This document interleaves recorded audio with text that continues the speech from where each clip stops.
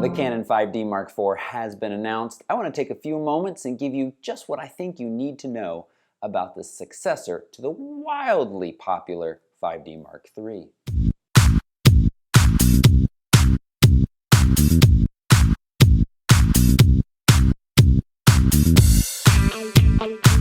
So as I said, I'm just going to hit some of the bigger bullet points. I'm not going to run through all of the specs. I have a blog post with all of the specs and some additional thoughts that you can look at right down below, along with pre-order links. I do think if you're interested in getting your hands on this camera quickly, you should go ahead and pre-order it. It is going to sell very well, and it may be difficult to get your hands on in the first couple of weeks, if not months, similar to the 5D Mark III. So the first thing I want to mention is it's got a 30 megapixel sensor.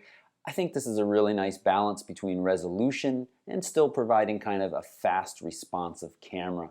Look at something like the 5DSR with that massive megapixel. So if you need that, you can step up, but you're going to get a little bit less frame rate. Or you can go to something like the Sony a7R II, which I do really love the resolution of my Sony, but it is a slow camera, especially when shooting fully uncompressed RAWs. So 30 megapixels is a nice in-between there. We've got the high ISO of 32,000 with a mention of improved dynamic range. Now, Canon has been lagging in this department behind both Nikon and Sony. And I don't expect a huge improvement here based on what we know and what I've seen, what I've used with the Canon 80D. I shot with that camera for over a month, and while it does offer improved dynamic range at those, especially at the lower ISOs, really actually only at the lower ISOs, it's nothing amazing or impressive as far as improvements go. Does this mean it's a bad camera? Absolutely not. It's still going to produce lovely files, but it does still feel a bit behind the competitors in this regard. I expect the same of that ISO. So up to 32,000, we're throwing these numbers around. I expect that it's going to be very nice and an improvement over the 5D Mark III especially, but likely still behind the current competitors from both Sony and Nikon, even though in those cases both Sony and Nikon's cameras, actually Sony, is about a year old and Nikon's just a couple of months, but Canon, you're not going to be quite there, I expect. The LCD on the back is now a touch screen, and it sounds like it is a full touch screen, meaning that you can use it to navigate the menu, you can use it to set the focus points. So this is a nice feature. Some people still grumble out there they don't need or want a touch screen on a professional camera, but I tell you what, it is a nice feature and you don't have to use it. You can always disable it. Especially though for video shooters who are trying to get the job done quickly and want to use the autofocus system during video. A touch screen, we've seen it in the 70D and the 80D, is a very nice feature for controlling those kind of cinematic autofocus moments. So I'm really excited about that. And it's going to have the dual pixel AF that we see on the 70D and the 80D. So I expect that video focusing to be excellent, very user-friendly, very approachable for just normal people who want to set up a shot, touch one person to focus, touch another person in the background or some object and kind of shift that focus. It also will track decently, on par with the GH4, on par with the Sony, but a huge improvement for the Canon here is the touchscreen over those Sonys. Dave Dugdale just tweeted earlier this morning, he is happy that there's a touchscreen, wishes it was articulating, I do too, but because that will really force Sony to bring those touchscreens to market as well. I tell you, I just came back from 3 weeks in Africa where I'm producing a series of video, and I brought along three 4K capable cameras, the GH4, the Sony a6300, and the Sony a7R II. For 99% of my video, I used the GH4, even though its 4K might not be as good as the Sony's, simply because in that environment, for the type of videos I was producing, that fully articulating touch screen makes a huge difference. So, it really depends on how you use the cameras, but I have to say that a touch screen is very nice and articulating is very nice. Hopefully sometime in the near future we'll have that. So I mentioned 4K. The Canon 5D Mark IV does have 4K. This was a will it, won't it question for a very long time. I made some bets that it won't if it came out prior to this. I said, I thought we were originally thinking that this camera might come out in late 2015 or maybe early 2016. We're now into what I kind of consider late 2016. We're after the midway point. It has to have 4K, and it does. There's a catch though. It's 4K with a 1.74 crop factor. So that means that your lenses become more narrow. So let's say you're shooting with a 24 to 105. That suddenly becomes something like a 42 to 180, 118. I have it written down. No, 182. Is that a deal breaker?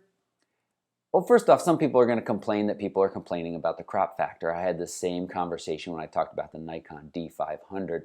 And the Panasonic GH4, which I used for video in Africa, also has a 2x crop factor when you're shooting 4K. However, the Panasonic, they have a bunch of fantastic wide lenses that work with that crop factor.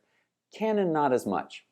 And now here's why a lot of people are complaining about it. When the 5D Mark III was released, this camera was, and is still in some ways, groundbreaking for its ability to shoot both video and stills so very nicely.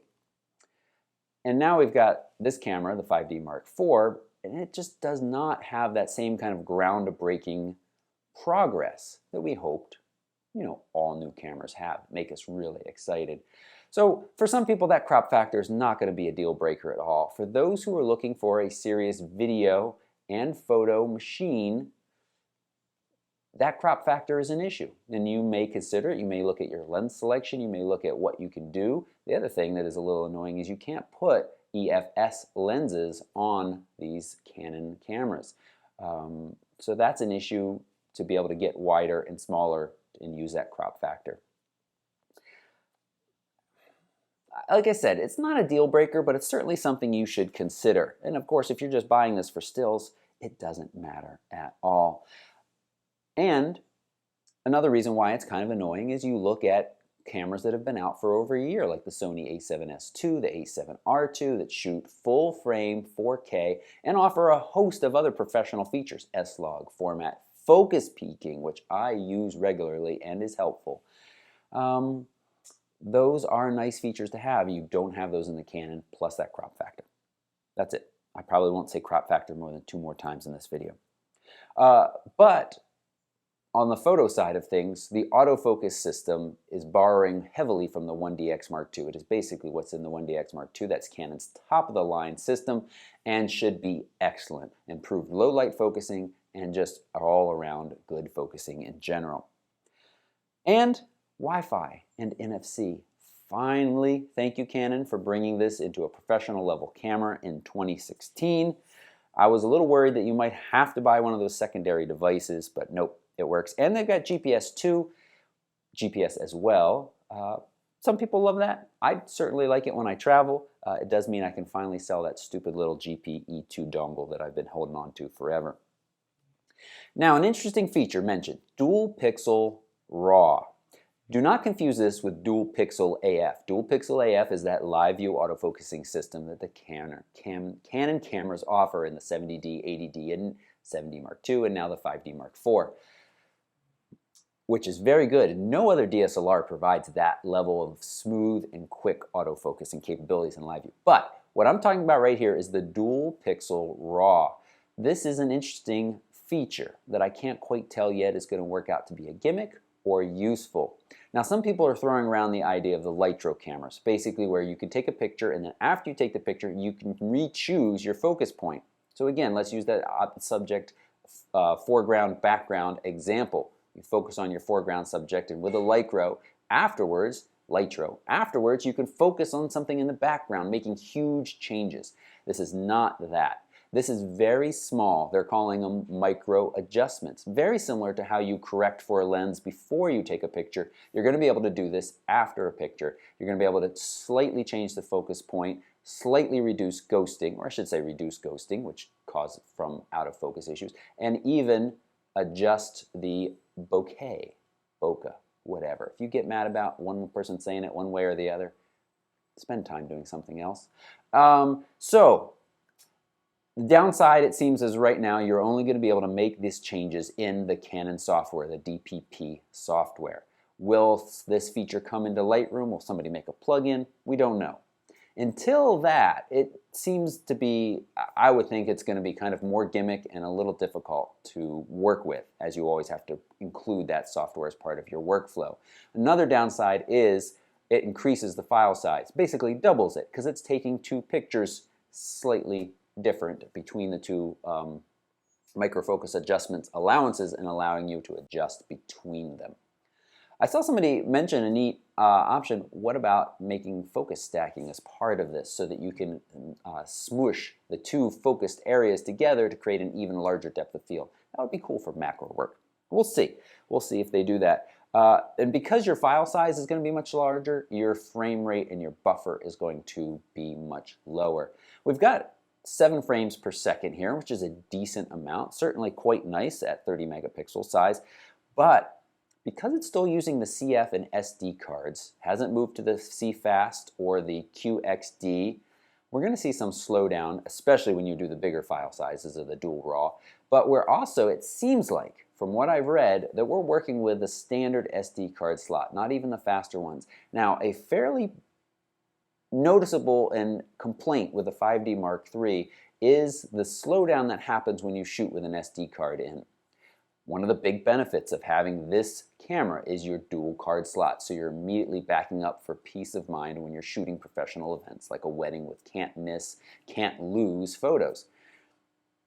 And when you shoot with an SD card, at times you get a slowdown, even the very fastest SD cards, because it's actually the write speed to the card, not the card speed itself, that is the bottleneck in the 5D Mark III. It looks like we were going to have that same issue in the 5D Mark IV. That's disappointing. Why haven't we moved to the faster? Now on the upside, all of us who have been shooting with a 5D Mark III for a while, have a pile of SD and CF cards around, so we don't need to invest in those new faster cards. But again, this feels like it's 2016. We know that the 5D Mark IV is going to be a camera that's going to be around for 3+ years. Why not put some more future-proof technologies into it that allow it to stay ahead of the game? It feels like it's playing somewhat catch-up in some of these respects and hasn't even quite caught up. The body and styling, button placement, it is all virtually identical to the 5D Mark III and 5D Mark II even to some respects, and that's good for professionals who need to pick up the camera, integrate it in their workflow, and not be fumbling and doing, trying to figure out a camera right in the middle of a new season. So, summary. It offers some noticeable improvements over the 5D Mark III.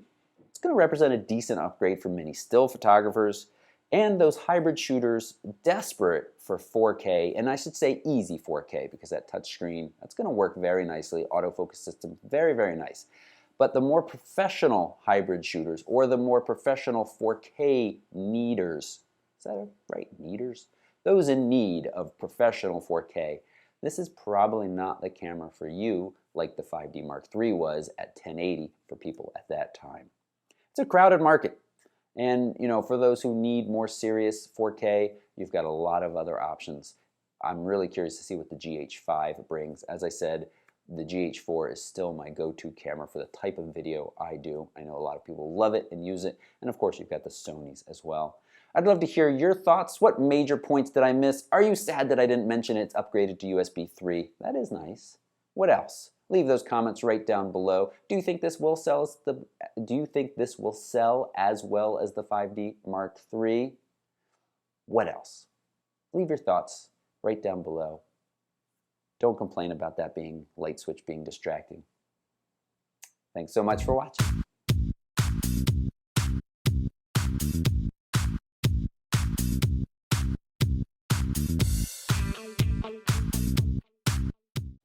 The Canon 5D Mark IV has been announced.